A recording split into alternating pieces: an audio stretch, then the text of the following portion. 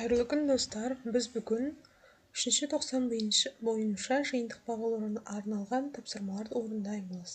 Біздің өтетін пәніміз бүгін 8-ші сыныптың қазақ әдебиеті пәні.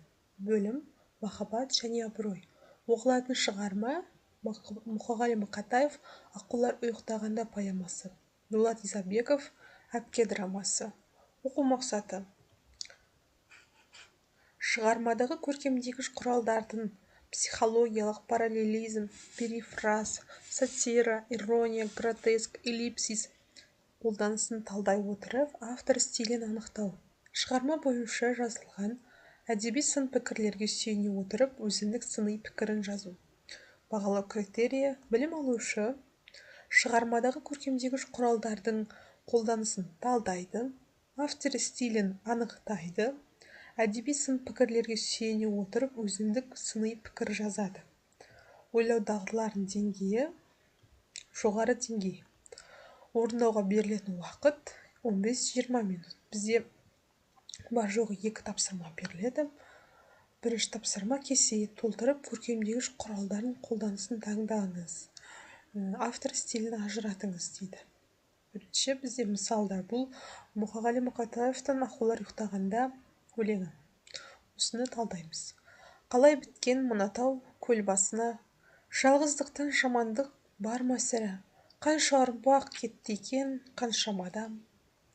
Жетім көлге қараудан шаршамаған, қанша киік қалды екен сай салада. Яғни осы өлеңнің көркемдегіш құралдардың түрлерін анықтаңыз дейді. Бұл жерде метафора, эпитет, теңеу, кейіптеу және сұраулы сөйлем қарастырылған.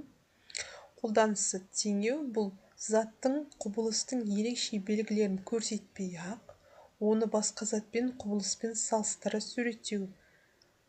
Ал кейіптеу дегеніміз жануарларды, табиғат құбылыстарын және жансыз табиғатты адам кейпіне келтіріп суреттейтін көркемдік тәсіл. Бізде автор стилі бұл көркемдік, бұл стиль көркем әдебиет стилі. Екінші тапсырма: төмендегі пікірге сүйене отырып, өзіндік сыни пікіріңізді жазыңыз. Бізде екінші шығарма бұл Дулат Исабековтың «Әпке» пьесасы еді. Осы пьеса арқылы үлкен тәлім-тәрбие алуға болады. Әпкесінің бауырларына деген махаббаты, қамқорлығы туралы айтылады.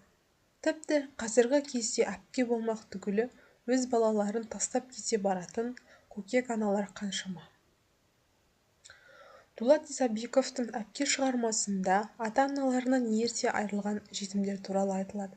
Бірақ оларды жетімдер деуге келмес. Себебі бауырларына ата-ана да, әпке де бола білген үйдің үлкені Қамажай атты әпкелері бар. Қанша бастарынан қиындық өткергенімен, әке-шешесінің орнын жоқтатпай, бауырларының аяқтарынан тік тұрғызып, қатарынан қалдырмауға тырысты. Олардың бәрін оқытып, тіпті кіші інісін үйлендіріп бөлек шығарып берді. Бұл шығармадан оқыған адам өте үлкен тәлім-тәрбие алуға болады. Әпкесінің бауырларына деген махаббаты мен қамқорлығы туралы айтылады. Тіпті қазіргі кезде әпке болмақ түгілі өз балаларын тастап кете баратын көкек аналар қаншама. Бұл пьеса өте күшті жазылған. Барлықтарыңызға оқуға кеңес беремін. Достар, біздің осымен БЖБ талдау аяқталды.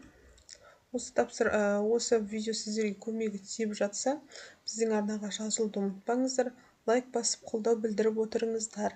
Алдағы уақыттарда да көптеген БЖБ тапсырмалары уақытылы түрде шығып тұрады.